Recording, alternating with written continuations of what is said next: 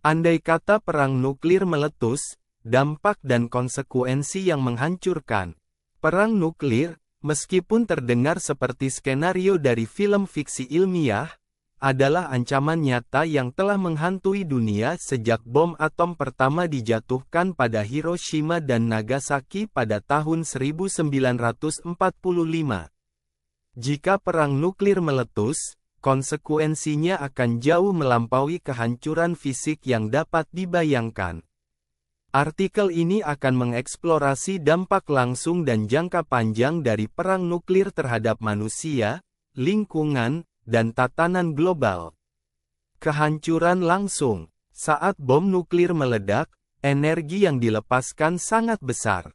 Ledakan ini menghasilkan gelombang kejut yang menghancurkan bangunan, infrastruktur, dan menewaskan makhluk hidup dalam radius yang luas.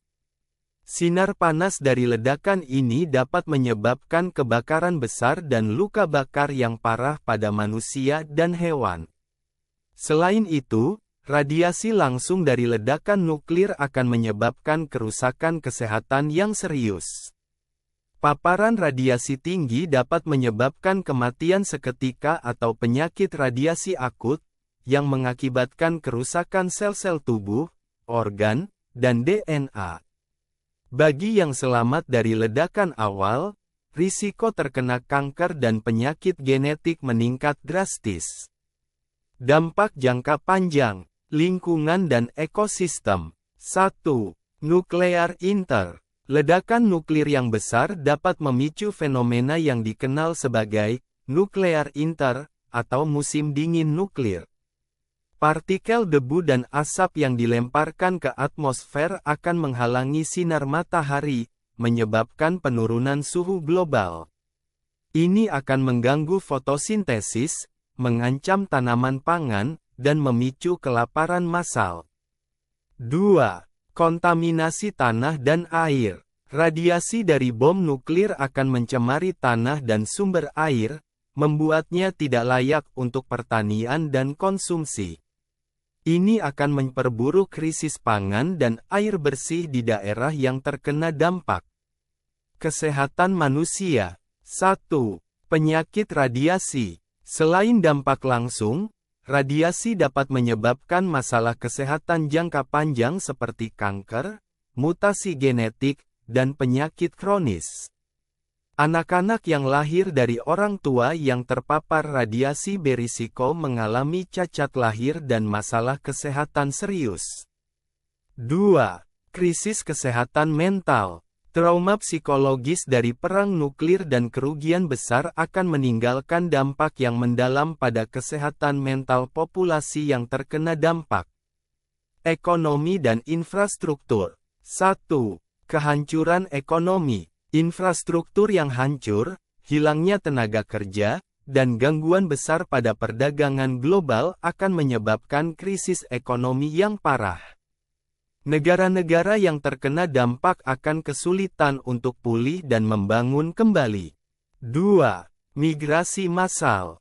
Kehancuran lingkungan dan kelaparan akan memaksa jutaan orang untuk mengungsi, menciptakan krisis pengungsi yang belum pernah terjadi sebelumnya. Dampak sosial dan politik. 1. Instabilitas global. Perang nuklir akan mengganggu tatanan global, menyebabkan instabilitas politik dan sosial di seluruh dunia. Aliansi antar negara mungkin akan runtuh, dan konflik baru bisa muncul saat negara-negara berjuang untuk bertahan hidup. 2. Kontrol dan pengawasan. Pemerintah mungkin akan memberlakukan kontrol ketat dan darurat militer untuk mengelola krisis. Ini bisa menyebabkan pelanggaran hak asasi manusia dan kebebasan sipil. Upaya pencegahan. Menghadapi ancaman perang nuklir, penting untuk mengintensifkan upaya pencegahan. Beberapa langkah yang bisa diambil meliputi: 1. Diplomasi dan dialog. Memperkuat diplomasi dan dialog antar negara untuk mencegah eskalasi konflik. 2. Perjanjian dan peraturan. Memperkuat dan mematuhi perjanjian internasional seperti Perjanjian Non-Proliferasi Nuklir, NPT, untuk mengurangi senjata nuklir dan mencegah penyebarannya. 3. Pendidikan dan kesadaran.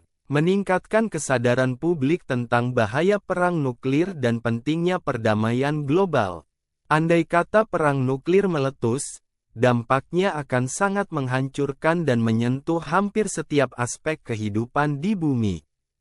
Dari kehancuran fisik dan lingkungan hingga krisis kesehatan dan instabilitas global, perang nuklir tidak akan meninggalkan pemenang. Oleh karena itu, upaya kolektif untuk mencegahnya harus menjadi prioritas utama bagi seluruh umat manusia.